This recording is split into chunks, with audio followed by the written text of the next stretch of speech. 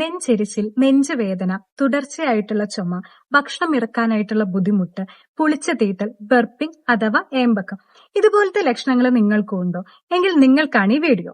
നമസ്കാരം, ഞാൻ doctor Rinla Mary Jobson. നമ്മൾ ഇന്ന് സംസാരിക്കാൻ പോകുന്ന ഗാസ്ട്രോ ഈസോഫേഗൽ റിഫ്ലക്സ് എന്ന് പറയുന്ന അസുഖത്തിനെ പറ്റിയിട്ടാണ്. നോർമലി നമ്മൾ കഴിക്കുന്ന ഭക്ഷണം നമ്മുടെ വായിൽ നിന്ന് ഈസോഫേഗസ് എന്ന് പറയുന്ന ട്യൂബിലൂടെയാണ് സ്റ്റൊമക്കിലോട്ട് എത്തുന്നത്. സ്റ്റൊമക്കില് പലതരം ആസിഡുകളുണ്ട് ഇത് ഡൈജസ്റ്റ് ചെയ്യാനായിട്ടും, അതുപോലെ തന്നെ ബൈലുണ്ട്. മെയിൻ ആയിട്ട് ഈ ആസിഡുകൾ ഇത് ഡൈജസ്റ്റ് ചെയ്യാനായിട്ടും ഫുഡ് ബ്രേക്ക് ഡൗൺ ആക്കാനായിട്ടും അതിൽ നിന്ന് പ്രോട്ടീൻ പോലത്തെ കാര്യങ്ങൾ അബ്സോർബ് ചെയ്യാനായിട്ടാണ് ഉപയോഗിക്കുന്നത്. എന്നാൽ ഈ അസുഖമുള്ള ആൾക്കാരിൽ ആ ഒരു ഫ്ലൂയിഡ്, അതായത് സ്റ്റൊമക് ആസിഡുകളും ബയലും തിരിച്ച് ഈസോഫേഗസിലോട്ട് വരികയും അത് കാരണം ഇവർക്ക് ഇറിറ്റേഷനും ഇൻഫ്ലമേഷനും ഉണ്ടാകുന്നു.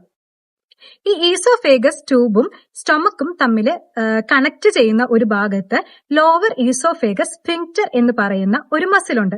ഇതൊരു റിംഗ് ഷേപ്പിലുള്ള മസിലാണ്. മെയിൻ ആയിട്ട് ഈ മസിലിന്റെ ഫംഗ്ഷൻ എന്ന് പറയുന്നത് സ്റ്റൊമക്കിൽ നിന്ന് ഭക്ഷണ സാധനങ്ങളും അതുപോലെ തന്നെ ബയല് ആസിഡുകൾ തിരിച്ച് ഈസോഫേഗസിലോട്ട് വരാതെ സൂക്ഷിക്കുക എന്നാണ്. ഈ പേഷ്യൻസിൽ ഇത് തിരിച്ചു വരുമ്പോഴാണ് അവർക്ക് ഈ പറയുന്ന ബുദ്ധിമുട്ടുകളൊക്കെ തന്നെ ഉണ്ടാകുന്നത്. അതുപോലെ തന്നെ വേറെയും കുറച്ച് കാരണങ്ങൾ കൊണ്ട് നമുക്ക് ഈ അസുഖം വരാം. മെയിൻ ആയിട്ട് ഇൻട്രാ അബ്ഡോമിനൽ പ്രഷർ, അതായത് ഒബേസിറ്റി ഉള്ള പേഷ്യൻസിലും പ്രഗ്നൻസിയിലും ഈ ഒരു അബ്ഡോമിനൽ റീജിയനിലുള്ള പ്രഷർ വളരെയധികം കൂടുതലായിരിക്കും. അതുകൊണ്ടും ഈ ആസിഡ് ബൈല് പോലത്തെ കാര്യങ്ങൾ ഈസോഫേഗസിലോട്ട് തിരിച്ച് വരാവുന്നതാണ്. അതുപോലെ തന്നെ നമ്മുടെ ലൈഫ് സ്റ്റൈലിലുള്ള പ്രശ്നങ്ങൾ, ഒന്നാമത് തന്നെ ഫിസിക്കൽ ആക്ടിവിറ്റീസ് ഒട്ടും ഇല്ലാത്ത അവസ്ഥ, അതുപോലെ തന്നെ കൂടിയ സ്ട്രെസ്, ടെൻഷൻ, പിന്നെ സ്മോക്കിംഗ്, ആൽക്കഹോൾ, ഇതും ഈ ഒരു കാരണം കൂട്ടാനായിട്ട് സഹായിക്കുന്നതാണ്. അതുപോലെ തന്നെ നമ്മൾ പ്രോപ്പർ മീലിന് ശേഷം എടുക്കുന്ന സ്നാക്സ്, അത് കാരണം നമ്മുടെ സ്റ്റൊമക്കിന് ഒരു റെസ്റ്റ് കിട്ടാത്തത് കൊണ്ട് എപ്പോഴും ഇങ്ങനെ ആസിഡും ബൈലും പ്രൊഡ്യൂസ് ചെയ്തുകൊണ്ടിരിക്കുക. അത് കാരണം ഈ അസുഖം അഗ്രവേറ്റ് ആവാനായിട്ടുള്ള ചാൻസുകളുണ്ട്. ഇനി ഈ അസുഖം വന്നാൽ നമുക്ക് എങ്ങനെ മാനേജ് ചെയ്യാനായിട്ട് പറ്റും? ഫസ്റ്റത്തെ കാര്യം എന്ന് പറയുന്നത് നമ്മുടെ ലൈഫ് സ്റ്റൈൽ ശരിയാക്കുക. അതായത് കറക്റ്റ് ടൈമിന് ഭക്ഷണം കഴിക്കുക, ആ ഇടയിലുള്ള സ്നാക്സ് കഴിക്കുന്നത് ഒഴിവാക്കുക. പിന്നെ മെയിൻ ആയിട്ട് ചെയ്യാൻ പറ്റുന്ന ഒരു കാര്യമാണ് നമ്മുടെ വെയിറ്റ്, ഒബേസിറ്റി ഉള്ള ആൾക്കാർക്ക് നോർമൽ BMIയിലോട്ട്, നോർമൽ വെയിറ്റിലോട്ട് വരിക. അതുപോലെ തന്നെ ഇത് കാരണം വരുന്ന ചുമയാണെങ്കിലും ആ ഒരു പുളിച്ചു തീറ്റല്, ഹാർട്ട് ബേൺ, ഇതൊക്കെ ഒഴിവാക്കാനായിട്ട് തല ഉയർന്ന രീതിയിൽ കിടക്കാനായിട്ട് ശ്രമിക്കുക. ഭക്ഷണം കഴിച്ച ഉടനെ തന്നെ കിടക്കാതിരിക്കുക. ഇതൊക്കെയാണ് നമുക്ക് മെയിൻ ആയിട്ട് ചെയ്യാൻ പറ്റുന്നത്. പിന്നെ സ്ട്രെസ്സും ഇതിനെ നല്ലപോലെ ബാധിക്കുന്ന ഒരു കാര്യമാണ്. അപ്പൊ സ്ട്രെസ് മാനേജ് ചെയ്യുക. അടുത്തതായിട്ട് നമുക്ക് എന്തൊക്കെ ഭക്ഷണങ്ങളാണ് നമുക്ക് ഈ ഒരു അസുഖത്തിന് ഒഴിവാക്കേണ്ടത്? മെയിൻ ആയിട്ട് ഒരുപാട് ഫാറ്റി ആയിട്ടുള്ളതും ഓയിലി ആയിട്ടുള്ള ഭക്ഷണങ്ങൾ ഒഴിവാക്കുക. അതുപോലെ തന്നെ സ്പൈസി ഫുഡുകളും, സിട്രസ് ഫ്രൂട്ടുകളാണെങ്കിലും നമ്മൾ ഇത് ഒഴിവാക്കേണ്ട. സിട്രസ് ഫ്രൂട്ട് എന്ന് പറയുന്നത് മെയിൻ ആയിട്ട് ഈ ഓറഞ്ച്, നാരങ്ങ, ഗ്രേപ്സ്, ഇതൊക്കെയാണ് ഈ സിട്രസ് ഫ്രൂട്ടുകൾ. ഇതെല്ലാം നമ്മൾ ഒഴിവാക്കിയേ പറ്റൂ. അതുപോലെ തന്നെ ദോഷം ചെയ്യുന്ന ഒരു കാര്യമാണ് കഫിനേറ്റഡ് ഡ്രിങ്കുകൾ, അതുപോലെ തന്നെ നമ്മുടെ കാർബോഹൈഡ്രേറ്റ് ഡ്രിങ്കുകളും. ഇത് മാക്സിമം നമ്മൾ ഒഴിവാക്കുക. ആൽക്കഹോള്, സ്മോക്കിംഗ് ഉള്ള ആൾക്കാരാണെങ്കിൽ അതും നിർത്തുക.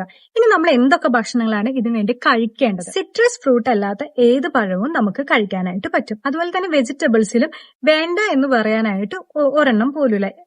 മോസ്റ്റ്ലി എല്ലാ വെജിറ്റബിൾസും നമുക്ക് ഇതിനെ കഴിക്കാം. പിന്നെ വോൾ ഗ്രെയിൻസ്, അതായത് നമ്മുടെ ഗോതമ്പ്, ഓട്സ്, ബ്രൗൺ റൈസ്, ഇതെല്ലാം തന്നെ നമുക്ക് ഇതിന് എടുക്കാനായിട്ട് പറ്റും.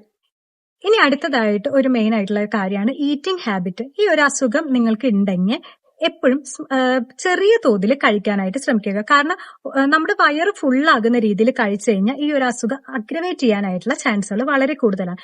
അപ്പോൾ വയറിന്റെ ഒരു ചെറിയ പോർഷൻ കഴിക്കുകയും ഫ്രീക്വന്റ് ആയിട്ട് മീൽസ് നമുക്ക് എടുക്കുകയും ചെയ്യാം. ഇത് ഈ ഒരു കാര്യത്തിന് ഹെൽപ്പ് ചെയ്യുന്നതാണ്.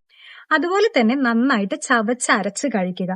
പിന്നെ ഒരുപാട് രാത്രിയായിട്ട് ഫുഡ് കഴിക്കല് നിർത്തുക. മാക്സിമം നമ്മൾ ഉറങ്ങുന്നതിന് ഒരു 2-3 മണിക്കൂർ മുന്നേ തന്നെ നമ്മുടെ ഡിന്നർ കംപ്ലീറ്റ് ചെയ്യാനായിട്ട് ശ്രമിക്കുക. പിന്നെ ഞാൻ നേരത്തെ പറഞ്ഞ പോലെ തന്നെ കഴിച്ച ഉടനെ കിടക്കാതിരിക്കുക, തല ഒന്ന് ഉയർത്തി വെക്കുക. ഈ കാര്യങ്ങളൊക്കെയാണ് ഇതിന് മെയിൻ ആയിട്ട് ഹെൽപ്പ് ചെയ്യുന്നത്. അതുപോലെ തന്നെ സ്ട്രെസ് മാനേജ് ചെയ്യാനായിട്ട് യോഗയും എക്സസൈസുകളും ഹെൽപ്പ് ചെയ്യുന്നുണ്ട്. നിങ്ങൾക്ക് ഈ വീഡിയോ ഇഷ്ടപ്പെട്ടെങ്കിൽ മറ്റുള്ളവരിലോട്ടും ഇത് ഷെയർ ചെയ്യുക. അടുത്ത നല്ലൊരു വീഡിയോയുമായി ഞാൻ വീണ്ടും വരാം. This is doctor Rinla Mary Jobson signing of.